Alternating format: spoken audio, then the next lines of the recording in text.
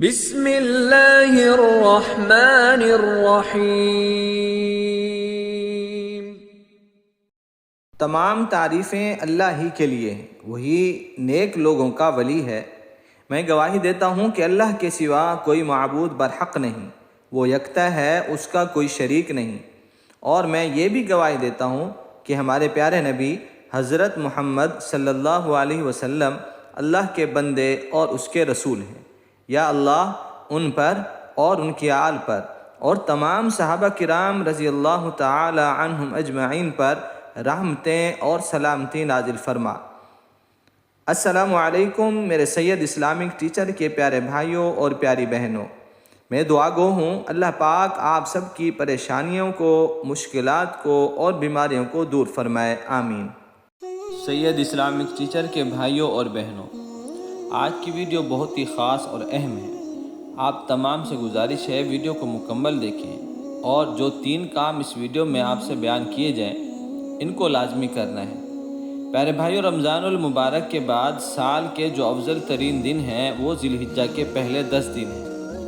امام ابن تیمیہ رحمۃ اللہ علیہ فرماتے ہیں کہ رمضان المبارک میں رمضان کے آخری راتیں افضل ہیں، کیونکہ ان میں برکتوں والی، رحمتوں والی رات لیلۃ القدر ہے، اور سارے دنوں میں سب سے بہترین دن وہ ذی الحجہ کے 10 دن ہیں۔ حدیث پاک میں آتا ہے اس 10 دنوں میں کیا ہوا عمل تمام دنوں سے افضل ہے۔ صحابی رضی اللہ عنہ نے سوال کیا کہ اے اللہ کے رسول صلی اللہ علیہ وسلم، جہاد بھی؟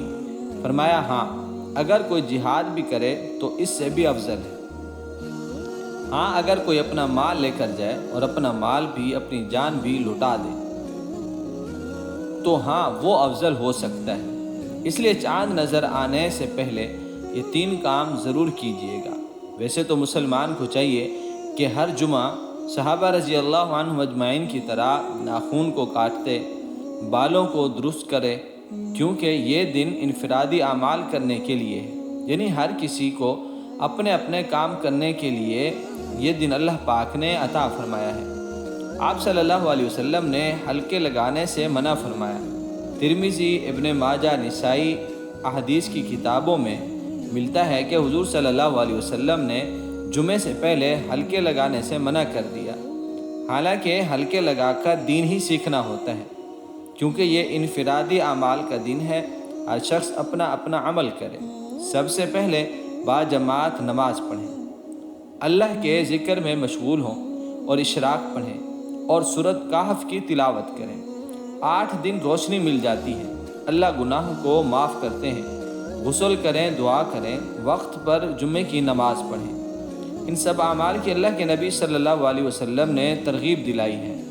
تو دوستو، چاند نظر آنے والا ہے انشاءاللہ ذی الحجہ کا، تو جن کو اللہ نے توفیق دی ہے قربانی کرنے کی تو ان کو چاہیے تو اپنے ناخن اور بال کٹوا لیں، اور جو ہی چاند نظر آئے تو دعا تو پڑھنی ہی چاہیے، لیکن ساتھ ہی تکبیریں بھی پڑھنی چاہیے، اللہ کی کبریائی کو بیان کرنا چاہیے۔ اور یہ 9 دن کتنا ہی اچھا ہوتا کہ ان 9 دنوں میں روزے رکھے جائیں، جیسا کہ اللہ کے رسول صلی اللہ علیہ وسلم نے 9 ذی الحجہ فرمایا کہ اگر 9 دن نہیں رکھ سکتے تو 9 ذی الحجہ کا رکھ لیں، جس کے بارے میں اللہ کے نبی صلی اللہ علیہ وسلم نے فرمایا اللہ تعالیٰ 2 سال کے گناہوں کو معاف کر دیتے ہیں۔ اللہ ہمیں بھی توفیق عطا فرمائے، آمین۔ پیارے بھائیوں، یہاں پر بہت ہی ایک اہم بات آپ کو بتاتا چلوں کہ اگر آپ پر قربانی فرض ہے، آپ صاحب نصاب ہیں، اگر کوئی بھی آپ کو یہ کہہ دے کہ ان پیسوں سے کسی کی شادی کرا دیں، ثواب کا کام ہے، یا کسی مستحق ہی کو یہ رقم دے دیں، تو آپ ہرگز اس طرح نہیں کریں۔ میرے پیارے نبی صلی اللہ علیہ وسلم کا فرمان عالی شان ہے، جس کا مفہوم ہے کہ جس شخص پر قربانی واجب ہو اور وہ قربانی نہ کرے تو وہ ہماری عیدگاہ کے قریب مت آئے، یعنی عید نماز بھی پڑھنے نہ آئے۔ آقا صلی اللہ علیہ وسلم نے فرمایا، جس کا مفہوم ہے کہ اگر کسی گھر میں 10 بندے ہیں تو اگر طاقت ہو تو سب کریں، ورنہ فرمایا کہ ایک ہی کر لیں۔ دوستو، اور غریب مسکین لوگوں کا خیال رکھنا ہے، جو پورا سال گوشت نہیں کھا سکتے، نہیں لے سکتے، تو آپ نے ان کا بہت زیادہ خیال کرنا ہے۔ تاکہ جس کا حق ہے اس کو چیز مل جائے، تاکہ اللہ اور اس کے رسول صلی اللہ علیہ وسلم بھی آپ کی قربانی سے خوش ہو جائیں۔ صدقہ جاریہ سمجھ کے اس ویڈیو کو شیئر ضرور کریں تاکہ یہ باتیں سب کو معلوم ہو جائیں۔ اگر آپ ہماری خاص دعاؤں میں شامل ہونا چاہتے ہیں تو سید اسلامک ٹیچر کو سبسکرائب بھی کریں، ساتھ ہی گھنٹی کے بٹن کو بھی کلک کر دیں تاکہ روزانہ کی اچھی ویڈیو اور اسلامی معلومات آپ کو بروقت ملتی رہیں۔ اور کمنٹس میں اپنا نام ضرور لکھیں، انشاءاللہ ہم آپ کو اپنی خاص دعاؤں میں شامل کریں گے۔ اللہ سے دعا ہے اللہ ہم سب کا حامی و ناصر ہو۔